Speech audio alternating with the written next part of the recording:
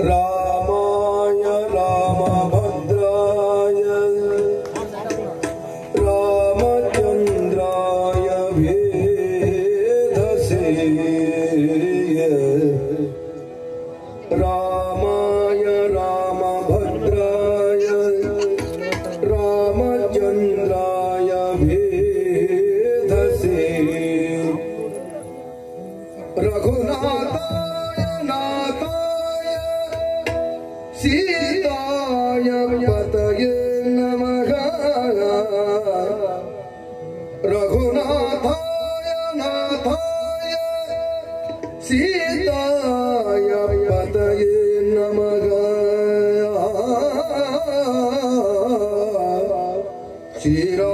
ಶ್ರೀರಾಮಚಂದ್ರನೇ ವಾರಿದೆ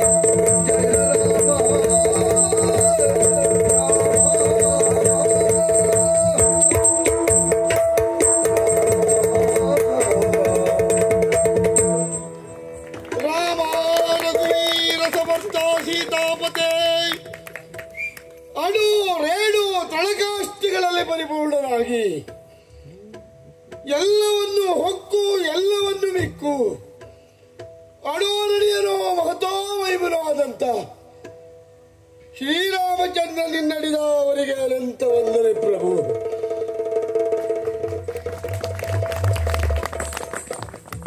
ರಾಮ, ಯಾರು ನಿನ್ನನ್ನು ಅನನ್ಯ ಚಿಂತನೆಯಿಂದ ಚಿಂತಿಸುವರೋ, ಸರ್ವಾರ್ಪಣ ಬುದ್ಧಿಯಿಂದ ಪೂಜಿಸುವರೋ ಅಂತವರಿಗೆ ನೀನಾಗಿಯೇ ಬಂದು ದರ್ಶನವೊಂದನ್ನ ನೀಡುತ್ತೀಯ ಎನ್ನುವುದಕ್ಕೆ ಶಬರಿಯ ಕಥೆಯ ಆಧಾರವಲ್ಲವೇ ಪ್ರಭು? ಭಕ್ತೆಯಾಗಿರುವಂತಹ ಶಬರಿ ಗುರುಗಳಾದ ಮತಂಗ ಮಹರ್ಷಿಗಳ ಮುಖೇನ ಶ್ರೀರಾಮ ದೇವರು ಎಂದು ತಿಳಿದ ಮೇಲೆ ಹೋಗಿ ಅವರಲ್ಲಿ ಕೇಳಿದಳಂತೆ, ಗುರುದೇವ, ಭಗವಂತನಾಗಿರುವ ಶ್ರೀರಾಮನನ್ನ ಕಾಣುವ ಬಗೆಯಂತೆ, ಎಲ್ಲಿಗೆ ಹೋದರೆ ಶ್ರೀರಾಮನ ದರ್ಶನ ನನಗಾಗ್ತದೆ ಸ್ವಾಮಿ ಎಂದಾಗ ಗುರುಗಳು ಒಂದು ಮಾತನ್ನು ಹೇಳಿದರಂತೆ, ಮಗಳೇ, ಭಗವಂತ ಎಲ್ಲಿದ್ದಾನೆ ಎಂದು ನೀವು ಹುಡುಕುವುದಕ್ಕಿಂತಲೂ ಯಾವ ರೂಪದಿಂದ ಆ ಸ್ವಾಮಿಯನ್ನು ನೀ ಕಾಣ ಬಯಸುತ್ತೀಯೋ ಅದೇ ರೂಪದಿಂದ ಬಂದು ದರ್ಶನವೊಂದನ್ನ ನೀಡ್ತಾನೆ ಎಂದಾಗ ಗುರುವಾಕ್ಯವೇ ವೇದವಾಕ್ಯವೆಂದು ತಿಳಿದಂತ ಮಹಾತಾಯಿ ಶಬರಿ ತಾನು ಹುಟ್ಟಿದ್ದು ಬೇಡರ ಜಾತಿಯಲ್ಲಾದ ಪ್ರಯುಕ್ತ ಬೇಡರ ಚಿತ್ರಣವನ್ನೇ ತನ್ನ ಚಿತ್ತ ಭಿತ್ತಿಯ ಅಚ್ಚೊತ್ತಿ ಪ್ರತಿನಿತ್ಯ ಪಂಪಾ ಸರೋವರದಲ್ಲಿಯಲ್ಲಿ ಬಿದ್ದ ಬವರೆ ಹಣ್ಣನ್ನ ತಂದು ಇಂದು ಬರುವ ರಾಮ, ನಾಳೆ ಬರುವ ರಘುಕುಲ ಸೋಮ, ಮತ್ತೆ ಬರುವ ಘನಮೇಘ ಶ್ಯಾಮ ಎಂದು ನಿನ್ನ ಬರನಿರೀಕ್ಷಣೆಯಲ್ಲಿಯೇ ಕಾಲವನ್ನು ಕಳೆದಳಂತೆ. ಶಬರಿಯ ಭಕ್ತಿಯ ಫಲವೋ ಎನ್ನುವ ಹಾಗೆ ನಾಡನ್ನು ಬಿಟ್ಟು ಕಾಡಿಗೆ ಬಂದೆ. ಪಂಪಾ ಸರೋವರದಡಿಯಲ್ಲಿ ಶಬರಿಗೆ ದರ್ಶನವನ್ನಿತ್ತಾಗ ಓಡೋಡಿ ಬಂದು ನಿಮ್ಮನ್ನ ಕರೆತಂದು ತನ್ನ ಪರ್ಣಕುಟೀರದಲ್ಲಿ ಕುಳ್ಳಿರಿಸಿ ನಡೆದು ಬಂದಂತ ನನ್ನೊಡೆಯ ರಾಮನಿಗೆ ನಾನು ಏನನ್ನು ನೀಡಲಿ, ನನ್ನಲ್ಲಿ ಏನು ಇಲ್ಲವಲ್ಲ ಸ್ವಾಮಿ ಎಂದು ದುಃಖಿಸುವಾಗ ಮತ್ತೆ ಜ್ಞಾಪಕಕ್ಕೆ ಬಂತಂತೆ. ಪಂಪಾ ಸರೋವರದಡಿಯಲ್ಲಿ ಬಿದ್ದ ಬವರೆ ಹಣ್ಣನ್ನು ತಂದಿದ್ದೇನಲ್ವಿ, ಅದನ್ನೇ ಕೊಡ್ತೇನೆ ಎಂದು ಮುಂದೆ ಬಂದಾಗ ಮತ್ತೆ ಹಿಂಜರಿದಳಂತೆ. ಯಾಕೆ? ಈ ಹಣ್ಣನ್ನು ಶ್ರೀರಾಮನಿಗಿತ್ತಾಗ ಅದನ್ನು ಅವ ತಿನ್ನುತ್ತಾನೆ ಸರಿ, ಸಿಹಿಯಾದ ಹಣ್ಣಿನ ಬದಲು ಎಲ್ಲಿಯಾದರೂ ಹುಳಿ ಹಣ್ಣೊಂದು ಸಿಕ್ಕಿದ್ರೆ ನನ್ನೊಡೆಯ ರಾಮನಿಗೆ ಸಂತಾಪವಾಗಬಹುದೆಂದು ಬಾಯಿಂದ ಕಚ್ಚಿ ನೋಡಿ ಸಿಹಿಯಾದ ಹಣ್ಣನ್ನೇ ನಿನ್ನ ಕೈಗಿತ್ತಳಂತೆ. ಶಬರಿ ಹುಟ್ಟಿದ್ದು ಬೇಡದ ಜಾತಿಯಲ್ಲಾದರೂ ಅವಳ ಎಂಜಲವನ್ನು ನೀನು ತಿರಸ್ಕರಿಸಲಿಲ್ಲವಲ್ಲ. ಹರುಷದಿಂ ಕೈ ನೀಡಿ ಶಬರಿ ಎಂಜಲವನ್ನುಂಡು ಮತ್ತೆ ಅವಳಿಗೆ ಸದ್ಗತಿಯನ್ನ ನೀಡಿದವನಲ್ಲವೇ?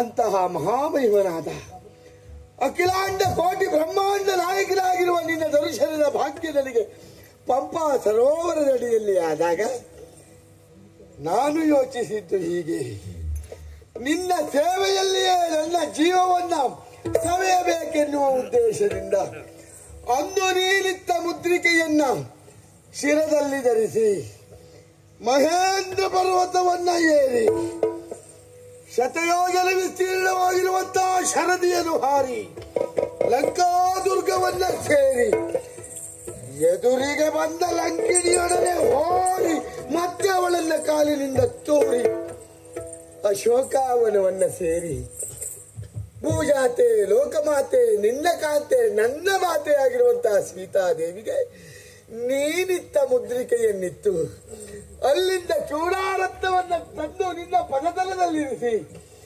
ಮತ್ತೆ ಜೊತೆಯಾಗಿ ವಿಸ್ತೀರ್ಣವಾಗಿರುವಂತಹ ಶರದಿಗೆ ಸೇತುವನ್ನು ಬಂಧಿಸಿ ರಾವಣಾದಿ ಕಳರನ್ನ ಹನನ ಮಾಡಿದ್ಯಾ. ಭೂಜಾತೆಯನ್ನ ಕರೆದದ್ದು ಸಿಂಹಾಸನಾರೂಢನಾಗಿದ್ದೀಯ.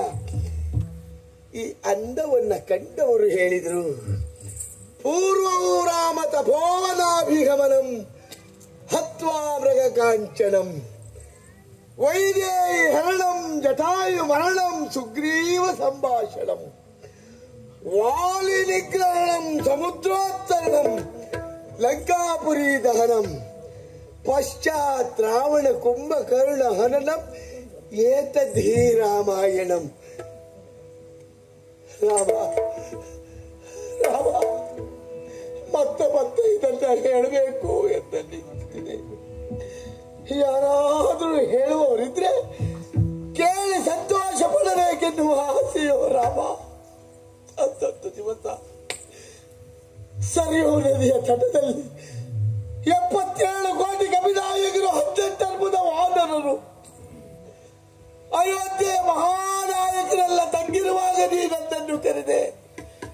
ಮಗನೇ, ನಾನು ರಾಮ ಅವತಾರವನ್ನ ಮುಗಿಸುತ್ತಿದ್ದೇನೋ ಎಂದಾಗ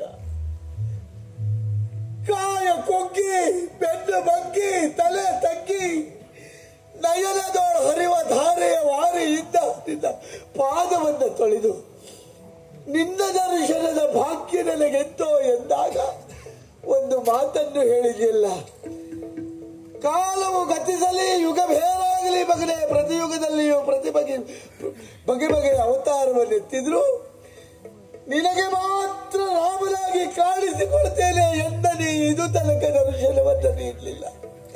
ನೀನು ಇಂದು ಬರ್ತೀಯ ನಾಳೆ ಬರ್ತೀಯ ಎನ್ನುವಂತಹ ಆಸೆಯಿಂದ ಇಲ್ಲಿಯೇ ಕುಳಿತಿದ್ದೆ. ಆದ್ರೆ ಇದು ತನಕ ನನಗೆ ದರ್ಶನವನ್ನ ನೀಡಿಲ್ಲ ರಾಮ. ಎಲ್ಲಿಯವರೆಗೆ ನಿನ್ನ ದರ್ಶನದ ಭಾಗ್ಯ ನನಗಾಗುವುದಿಲ್ಲವೋ ಅಲ್ಲಿಯವರೆಗೆ ಹಿಡಿದ ಚಲನ ಬಿಡಿ, ಇಲ್ಲಿಯೇ ಕುಳಿತು ತಪವನ್ನು ಮಾಡ್ತೇನೆ. ಇಲ್ಲಿಯೇ ಕುಳಿತು ತಪವನ್ನು ಮಾಡ್ತೇನೆ.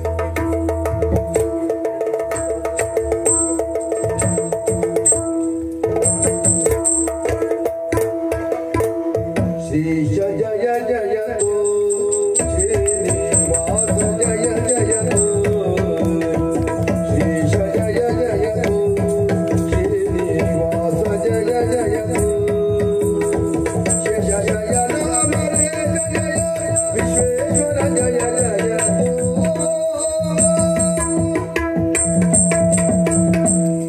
ಶ್ರೀಕೃಷ್ಣ ಸ್ವಾಮಿಯಿಂದ ಅಪ್ಪಣೆಯನ್ನು ಪಡೆದು ನೇರವಾಗಿ ಮೇರುಗಿರಿಯತ್ತ ಬಂದೆ. ಎಂತಹ ಸುಂದರವಾದ ಪ್ರದೇಶ ಇದು. ಹಚ್ಚ ಹಸುರಿನಿಂದ ಕಂಗೊಳಿಸುತ್ತಾ ಇದ್ದದಷ್ಟೇ ಅಲ್ಲ, ಇಲ್ಲಿ ಬೀಸುವ ಗಾಳಿಯು, ಹರಿಯುವ ನೀರು, ತೊನೆದಾಡುವ ಟೊಂಗೆಗಳು ಶ್ರೀರಾಮನಾಮವನ್ನ ಉಲಿಯುತ್ತಾ ಇದೆ ಎನ್ನುವಂತೆ ಭಾಸವಾಗ್ತಾ ಇದೆ. ಇದಕ್ಕೆಲ್ಲ ಕಾರಣ ಹನುಮನ ತಪಪ್ರಭಾವ. ಇಲ್ಲಿಯೇ ಕುಳಿತಿದ್ದಾನೆ, ತಪಸ್ಸನ್ನು ಆಚರಿಸ್ತಾನೆ. ಆದ್ರೆ ಹೌದು, ಇವನನ್ನು ಕರೆದೊಯ್ಯುವ ಬಗೆ ಹೇಗೆ? ಎಲ್ಲಿಯಾದ್ರೂ ಇವನನ್ನು ಎಬ್ಬಿಸಿದೆ ಅಂತಾದ್ರೆ ತಪೋಭಂಗವಾಯ್ತು ಎನ್ನುವ ಕಾರಣಕ್ಕಾಗಿ ಕುಟ್ಟಿಕೊಂಡಾನು. ಮತ್ ನಮ್ಗೆಲ್ಲ ಒಂದು ಪೆಟ್ಟು ಸಾಕು, ಏನ್ ಮಾಡ್ಲಿ? ಇದೇ ಸರಿ. ಶ್ರೀರಾಮನಾಮ ಎನ್ನುವ ಸೂತ್ರದಲ್ಲಿಯೇ ಇವನನ್ನ ಬಂಧಿಸಿ ಇಲ್ಲಿಂದ ಹೇಗೆ ಕರೆದುಕೊಂಡು ಹೋಗ್ತೇನೆ ನೋಡಿ. ಶ್ರೀರಾಮ ಜಯ ರಾಮ ಜಯ ಜಯ ರಾಮ. ಶ್ರೀರಾಮಚಂದಿರನೆ ಶ್ರೀಲೋಲ ಸುಂದರನೆ ಶ್ರೀಮನ್ನಾರಾಯಣ ರಾಮ ರಾಮ. ಶ್ರೀರಾಮಚಂದಿರನೆ ಶ್ರೀಲೋಲ ಸುಂದರನೆ ಶ್ರೀಮನ್ನಾರಾಯಣ ರಾಮ ರಾಮ. ರಾಮನೇ ಗುಣಧಾಮನೆ ಶೃಂಗಾರನೆ ಶ್ರೀರಾಮ ರಾಮ. ರಾಮನೇ ಗುಣಧಾಮನೆ ಶೃಂಗಾರನೆ ಶ್ರೀರಾಮ ರಾಮ.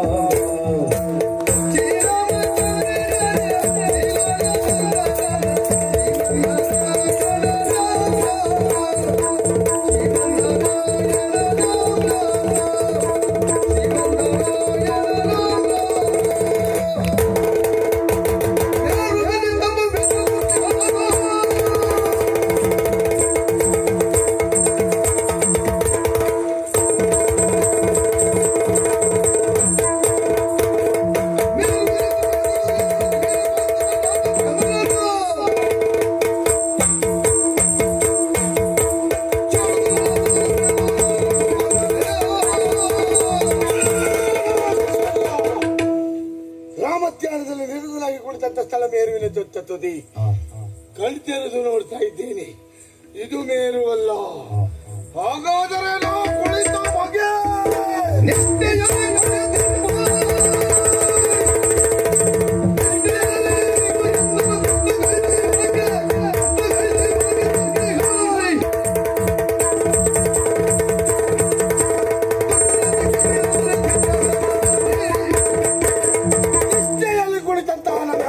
ಪ್ರಶ್ನೆಗೊಳಿಸಿ ಅಲ್ಲಿಂದ ಇಲ್ಲಿಯವರೆಗೆ ಕರೆತಂದ ದುರಾತ್ಮ ಯಾರು? ಯಾಕೆ ತಂದ? ಉದ್ದೇಶ ಏನು? ಎಲ್ಲಿದ್ದಾನೆ ಎಂದು ಇಲ್ಲಿ ನಿಂತು ನೋಡುವುದೋ?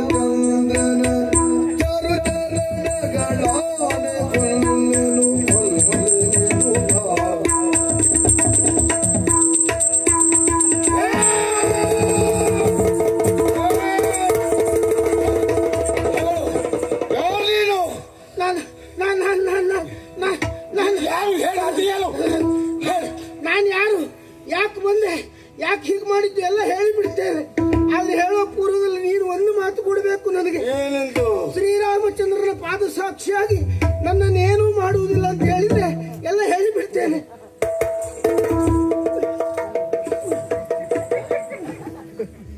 ರಾಮನಾಮದ ಮೇಲೆ ಅಷ್ಟೊಂದು ಶ್ರದ್ಧೆ, ರಾಮ ಮಂತ್ರವನ್ನ ಉಚ್ಚರಿಸಿದ್ರೆ ನಿನ್ನ ಪ್ರಾಣ ಉಳಿತದೆ ಎಂದು ನೀನು ಭಾವಿಸಿದ್ದು ಸತ್ಯ ಅಂತಾದ್ರೆ ವಿಶ್ವಾಸ ಫಲದಾಯಕ. ವಿಶ್ವಾಸ ಅಪ್ಪನ ನೆನಪಾಗ್ತದೇನೋ. ನನ್ನ ಅಪ್ಪನ ನೆನಪು ಮತ್ತೆ ಮಾಡ್ಕೊ ನೀನು. ಇದಾ ನಿನ್ನ ವಿಶ್ವಾಸಕ್ಕೆ ಭಂಗ ತರುವುದಿಲ್ಲ. ಹೇಳ, ಎಲ್ಲ ಉಳಿಸ್ಕೊಂಡು ಹೋಗು ವ್ಯಾಪಾರ. ಹನುಮ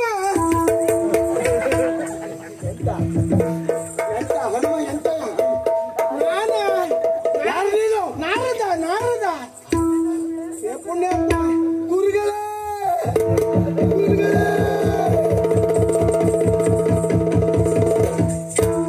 ತೆಗೆದೇ ಬಿಟ್ಟಿದ್ಯಲ್ಲ.